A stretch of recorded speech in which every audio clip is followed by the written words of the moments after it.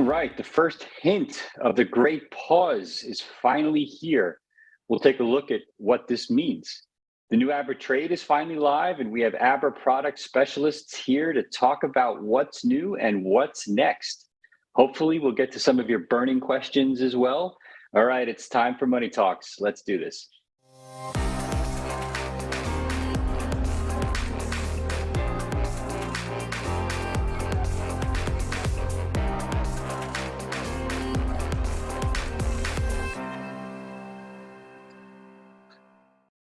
All right. Hello. Welcome to Money Talks. Lots going on in crypto land, and we'll get to all of it in due course. A few things I want to talk about up front. We're going to do a quick update on macro, since I think we actually may have gotten our pivot this week, or at least the verbal confirmation that it's likely coming starting in the next couple of weeks. And that's big news for pretty much all risk on assets, crypto in particular. Stocks screamed higher. I think we would have seen a much bigger rally in crypto than what we had, probably in the Bitcoin in the 25K range, if it weren't for the FTX SBF news and the fraud there, which we'll talk about a little bit, and happy to answer any questions you have there. But the CPI came in notably lower. We had a shift in Chairman Powell's tone, definitely more dovish. Stocks, as I said, bounced perfectly. Treasury bond yields started to retrace, which is something that we've been waiting for. So again, I do think we would have seen 25K Bitcoin had we not basically tanked on the FTX news. And I do think that the market has basically absorbed that news. And so I don't think there's another huge shoe to drop that would cause us to get to 10K. I could be wrong, but I don't think we're going to see 8, 9K Bitcoin in this cycle. I do think the June lows are basically holding and are going to hold. And look, I've got some comments I want to make on how much worse this could have been, but the bottom line is we are holding. So a couple of things I want to show you. I'm going to bring up a really interesting chart here, probably the most important chart that basically it's kind of I don't know if I would say a reverse indicator, but what you want to see when the Fed is taming inflation is you want to see signs of weakening. Now you would say, well, Bill, why do you want to see signs of economic weakening? Because what that tells us is that the Fed is going to believe that they're doing their job and they're going to slow the pace of credit tightening, or demand that the market slow the pace of credit tightening by also announcing that they'll probably stop the rate of increase in rates. So one example of this, and probably the best example, is the PMI, right? The Purchase Managers Index, which basically shows us what purchase managers at myriad companies think is happening with the economy. It takes all kinds of data and extrapolates into it a single number. And you can see here on the right side of the screen that this number is looking like it's going to be bottoming out really low, which points to recession. Now, I don't know if it's going to be a deep, dark recession, but the recession is either here or coming, depending upon how you want to look at this chart. But this chart, which I've been showing you for months, created by our friends at GMI, Real Vision, has consistently shown us that below 50 means recession, above 50, particularly above 55, means economic growth. And we are clearly moving towards or are in recession. Now, the other thing I'll show you here is the personal savings rate, 3-month moving average. Look at this thing fall off a cliff this fall. I mean, my God, it is the lowest it's been in 50 years. And it looks like it's going to keep going. And I think that we've got a big credit problem brewing as a result of a lot of free money and a lot of people working multiple part-time jobs, which are skewing the work data. Here is U.S. pending home sales index, meaning year-over-year change in U.S. pending home sales. The number has the growth rate, has fallen off a cliff. It's down 40% year over year. Peter Schiff, somebody I respect tremendously, commented that investors are no longer buying what Powell is selling. Back on, I think it was Wednesday, he commented that investors or Powell, excuse me, was as hawkish as ever, but the dollar tanked, right? Gold and stocks rallied. Powell's resolve to fight inflation is contingent on a soft landing. Not only will the economy crash, it'll be another financial crisis. Now, I don't know that we'll end up in a financial crisis in the short term, but I do think we're headed to, at a minimum, a V-shaped recession with a sharp recovery, but it could be a prolonged recession. But the bottom line is, now this is a really interesting take from Dan Tapieri, who we've had on the show a couple of times. Investors are taking less risk now than at the bottom in 2008. And let me tell you, I think Dan is right. The bottom in 2008 felt way worse than what we're feeling and dealing with right now. The Feds, they panicked over tightening as the driver of this fear.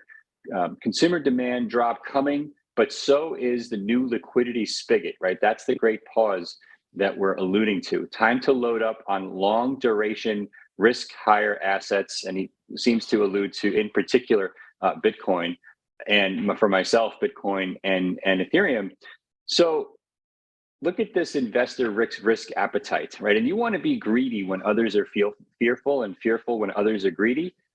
What level of risk do you think you're currently taking in your investments? On a net percent taking higher than normal risk levels, -60. Okay, that is a huge drop from where we were this time last year. Crazy, right? And so there is tremendous, the most fear that I've seen if not ever, in a very long time. And time for moderating, which is Powell's comments. The markets should explode up. Game over. And obviously, here he's alluding to the idea that risk on assets will explode to the upside, or certainly move higher to the upside. All right. So I'm not going to, so that's my macro take. I do think we're going to see a 50 basis point hike, which under normal circumstances would be a significant move for the Fed. But the rate of change is now slowing.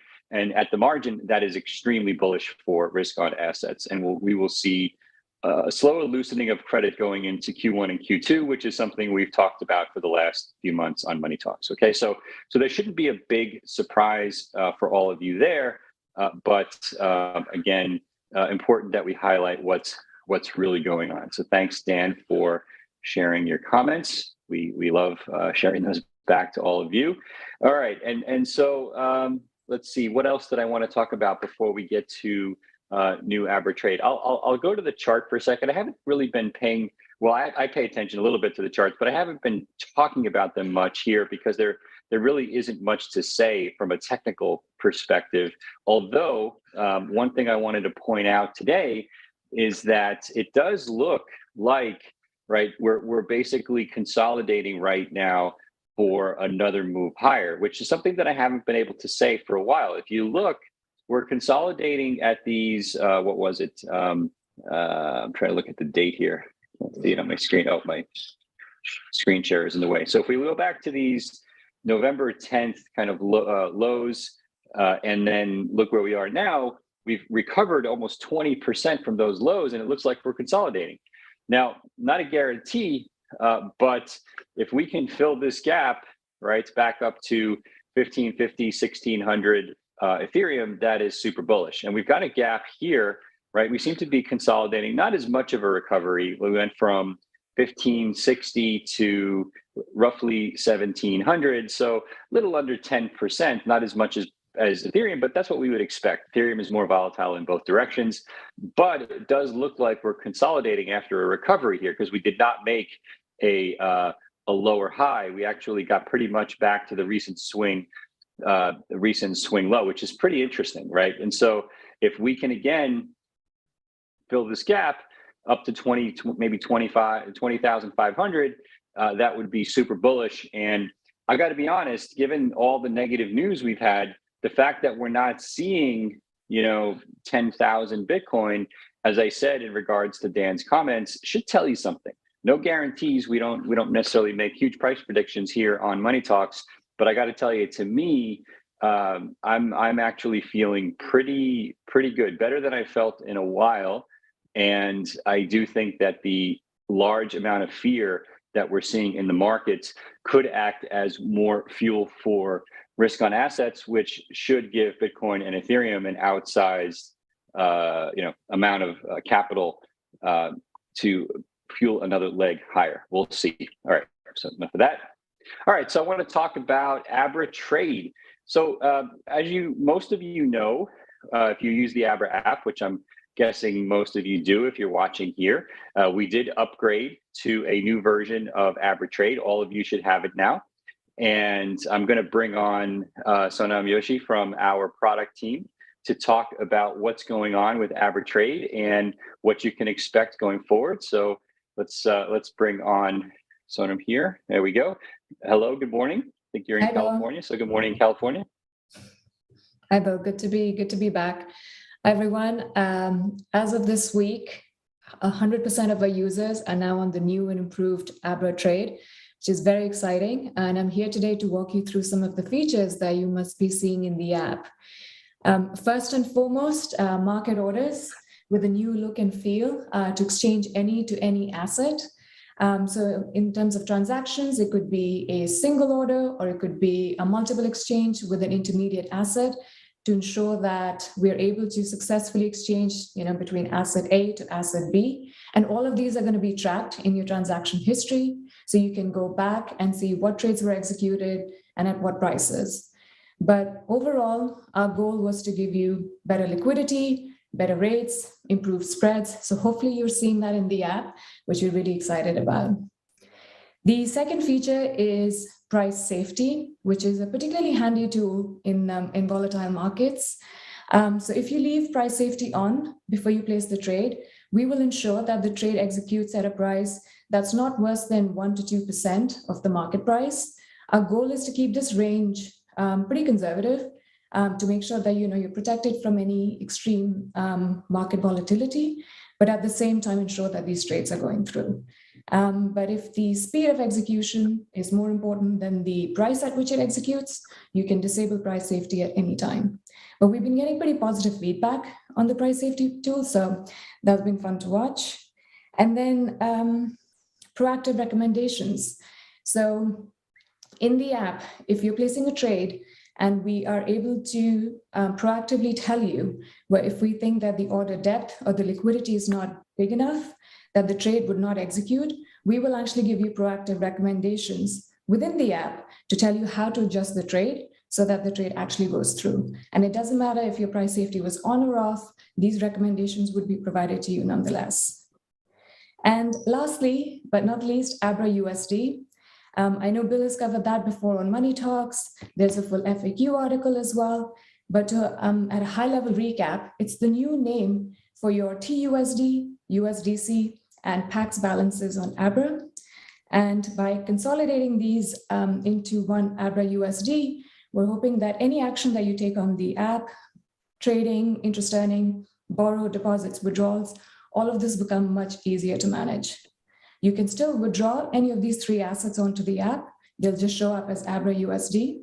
And when you try to withdraw from Abra USD, you can withdraw into any of these three assets at a 1-to-1 ratio with no spread or no fee. So it gives you this additional flexibility to move across these three assets at no extra cost whenever you want to withdraw. The one thing I do want to call out is, given all these upgrades, your crypto deposit addresses have changed. So before you make any deposits into Abra, please make sure that you are checking the latest address. This should be a best practice anyway before any deposits, but in this case, it's particularly important because the addresses for everyone have changed. Yeah, and in particular, that means that if you use an old address, it actually may not work going forward. And so it's really important that you copy the most recent deposit address. I think that goes without saying, but it's particularly important right now, just given the change. Great update. So let's see. What about? Let me just going to look at my notes here. So price safety talked about, new crypto addresses we talked about. Abra USD. So let's dig in on that for a moment. So Abra USD is not a new stable coin. It's just basically the sum total of your USD balances. And I understood you said that you can choose which stable coin you can withdraw. Is that right?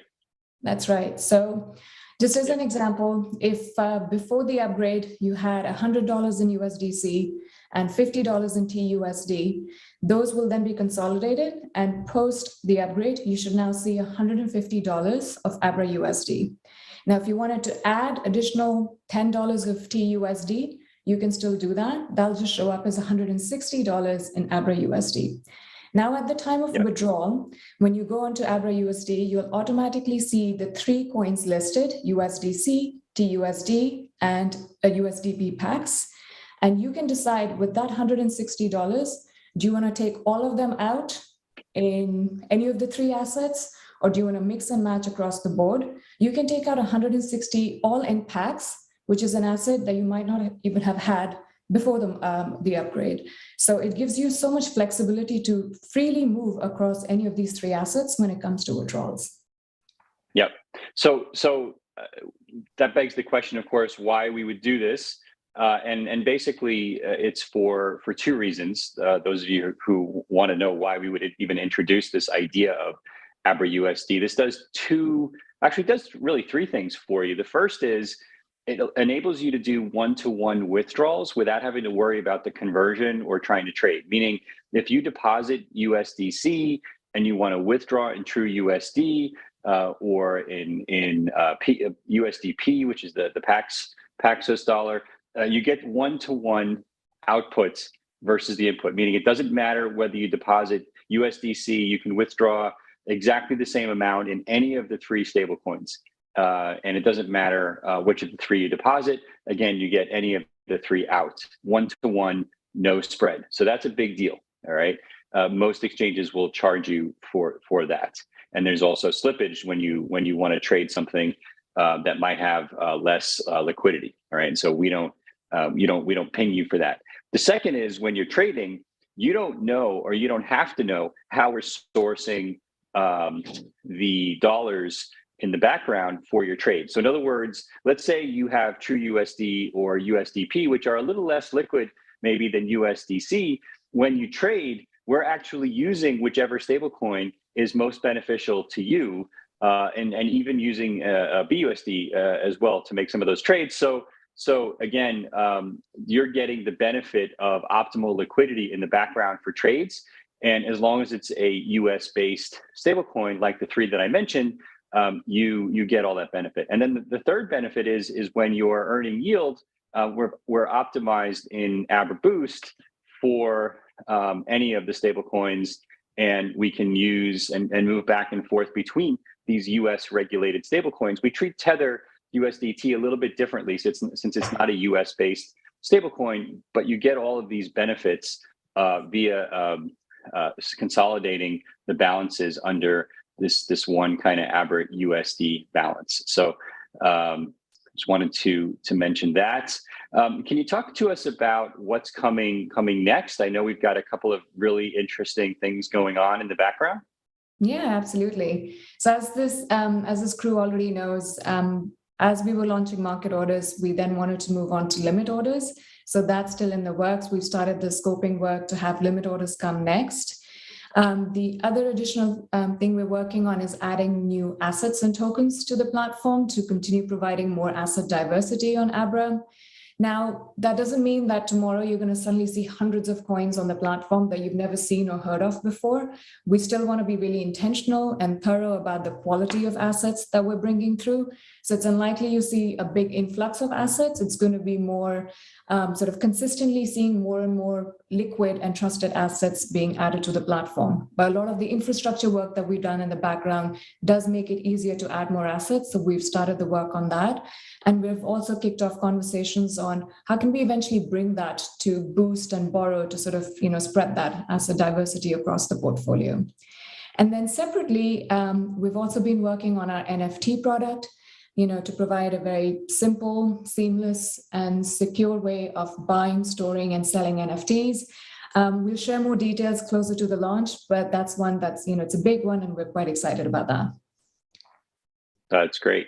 And, I look a lot at the market caps across the broader ecosystem. And while there's no guarantees what we're going to be listing, if you look at just the most traded crypto assets, it probably gives you a reasonable indication of some of the things that we're looking at. And as I told you, I think over the last 6 months, several times, this new upgrade would allow us to increase the pace of bringing new tokens onto the platform.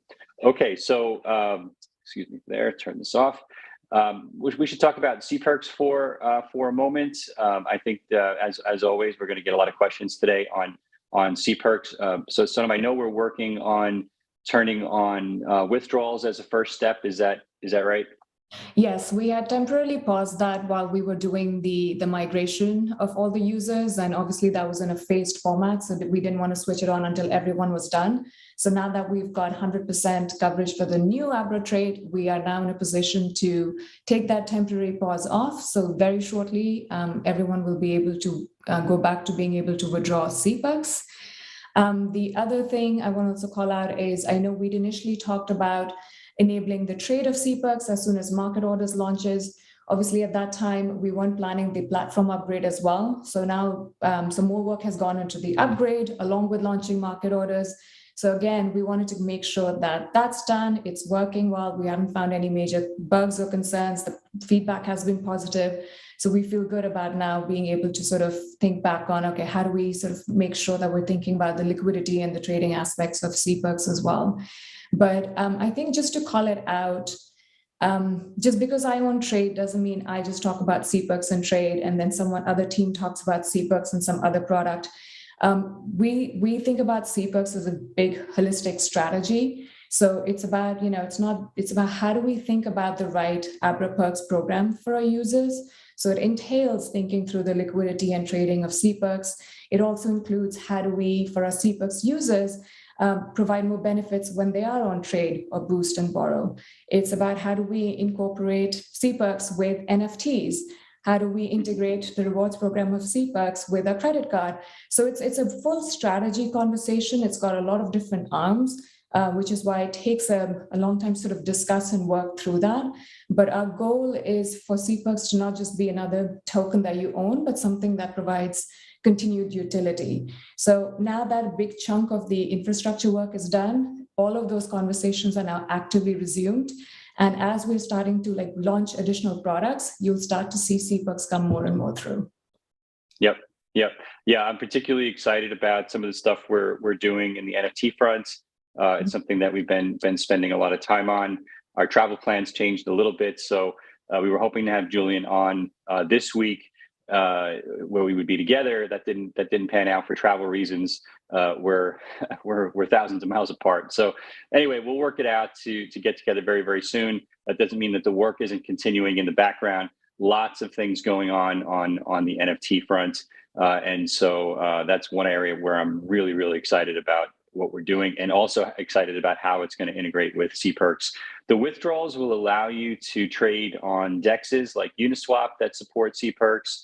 And then, as we alluded to, we are looking at ways. We had hoped that other exchanges would be supporting CPerks, and so since that isn't happening at the rate we would want, we're working on our own solution to be able to do that, which is much harder because we're not an exchange, right? Abra does not run an order book, so when we enable trading, we're generally sourcing liquidity from other places, and so we totally agree that we want trading on Abra for CPerks, and without other exchanges, it's a little bit harder, but we will figure it out and we will get it done. Oh, actually, we have figured it out.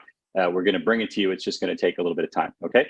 But more importantly, I think the utility of CPerks inside of Abra as it relates to NFTs is pretty cool.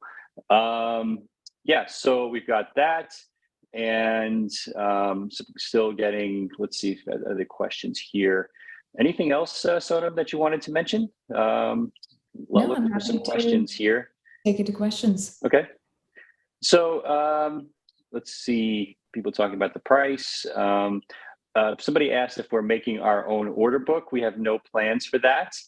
We feel that it's better and you get a better deal when we're able to source liquidity from multiple places and bring those benefits to you, as opposed to us trying to compete with lots of different exchanges. And that's just not what we're set up to do at Abra. So let's see. We do not control. A lot of you are basically upset about exchange listings of CPERCs. We have no influence on that. I just want to be clear. Julian's brought this up to me a few times and says, folks have been asking him a lot from the Abra community about CPERCs listing on other exchanges.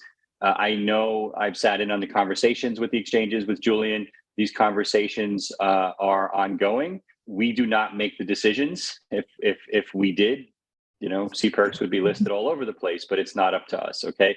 So the best thing you can do is go find, the CEOs of Binance and OKX and KuCoin and Huobi and ping them and tell them online that, you want CPERCs listed on their exchange. And so, like I said, please don't hound Julian for this. It's not on him. It's on the exchanges. We're pushing them as hard as we can to make this happen, and we will continue to do so. Okay. Let's see. All right. So I'm not seeing anything.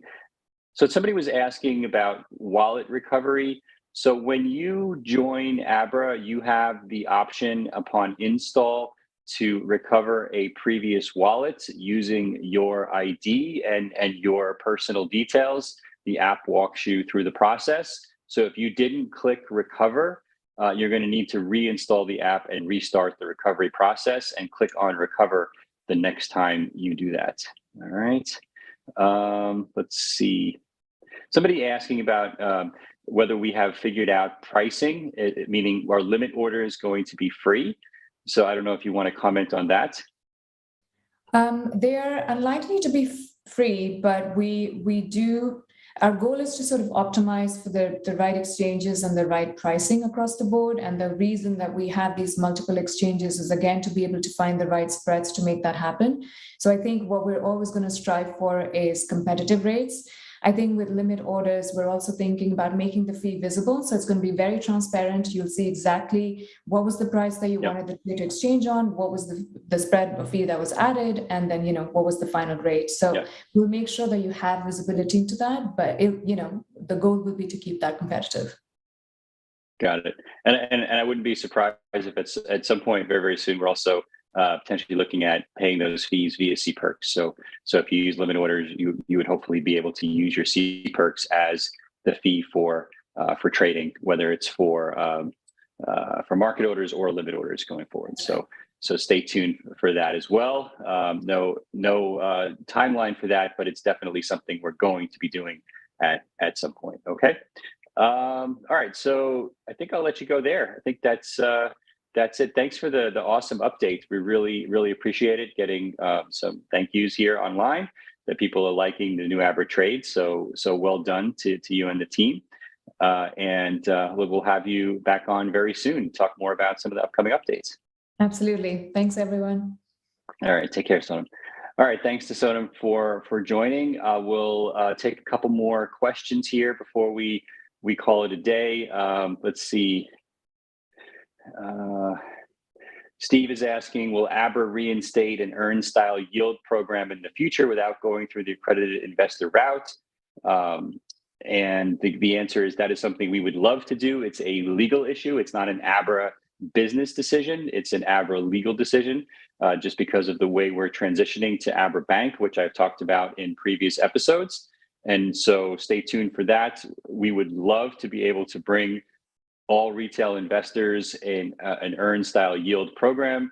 It's something that we're working on with the lawyers and the regulators to figure out when and how we would do that via the new Abra Bank. We believe we've figured it out, but no exact date, but it's definitely something we want to do, Steve. And so when is the Amex credit card coming up? So that's going to be launched in Q1. We're going to be testing it very soon here internally for employees, and then we're going to bring it to an initial set of users. So those of you at the top of the list will get access to the Amex credit card starting in the first quarter. Thank you for that.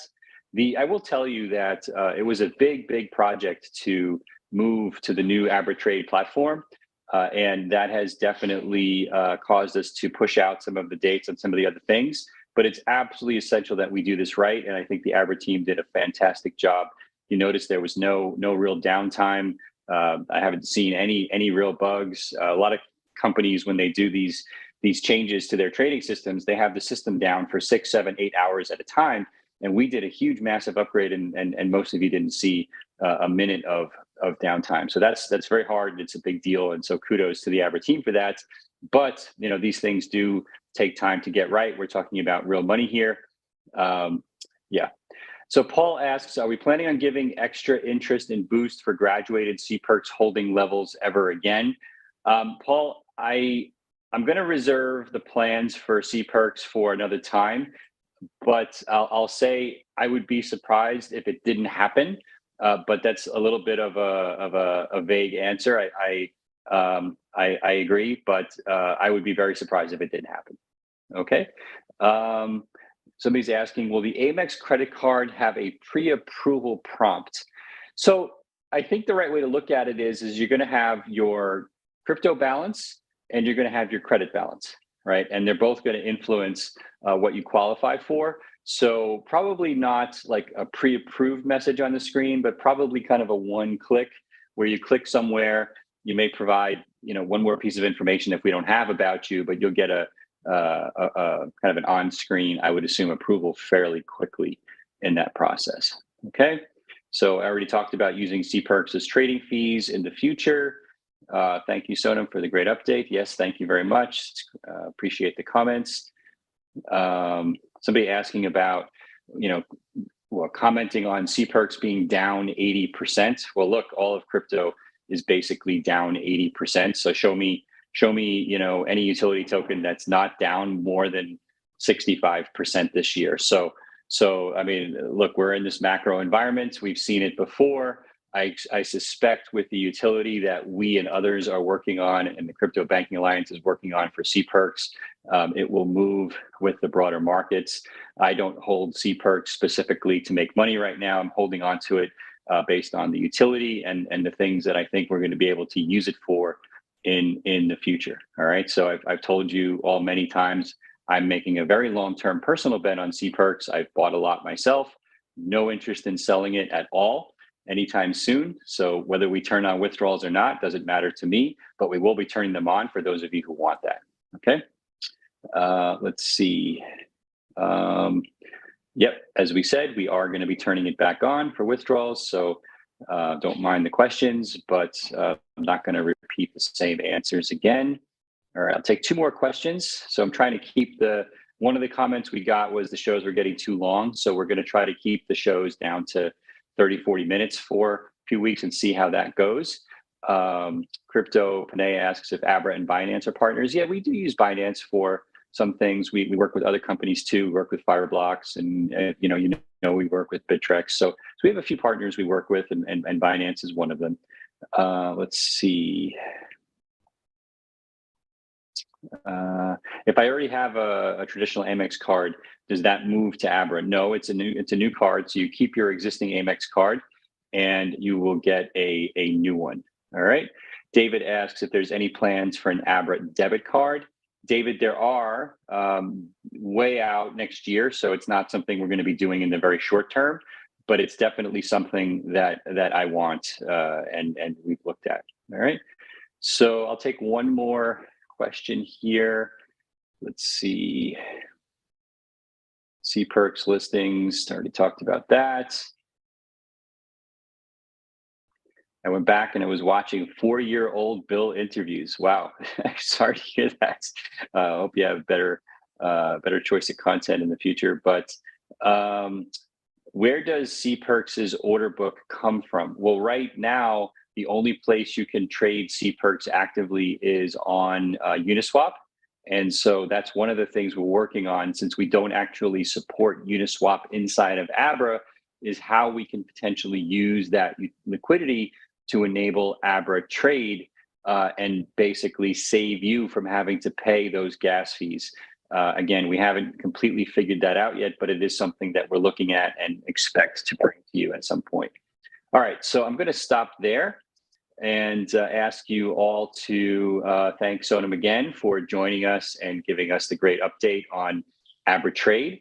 And we will be back next week, hopefully with more updates for you on everything going on. Looks like the markets have mostly stabilized post FTX. So that's, at least for the time being, good news. And we will see you all next week on Money Talks. Thanks, everyone, for joining.